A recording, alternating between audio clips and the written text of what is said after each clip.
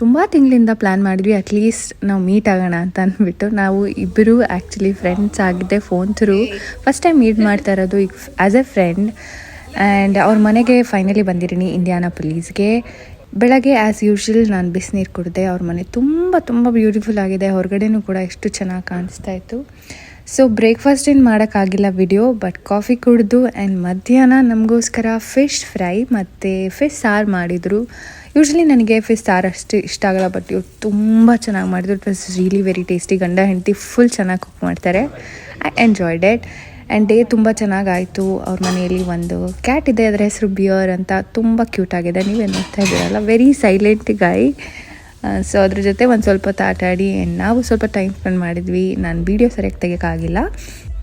Also ಇಲ್ಲಿ Indian food ತುಂಬಾ ಚೆನ್ನಾಗಿ ಸಿಗುತ್ತೆ ಅಂತ ನಾವು ಸಂಜೆ ಚಾಟ್ಸ್ ತಿನ್ನೋಕ್ಕೆ ಅಂತ ಹೋದ್ವಿ. ಅಲ್ಲೂ ಅಷ್ಟೇ ಪಾನಿಪುರಿ ಮತ್ತು ಬೇರೆ ಬೇರೆ ಚಾಟ್ಸ್ ಎಲ್ಲ ತಿಂದ್ವಿ. ಎಲ್ಲದು ತುಂಬಾ ಚೆನ್ನಾಗಿತ್ತು. And yeah, that's it for today and thank you so much. Bye.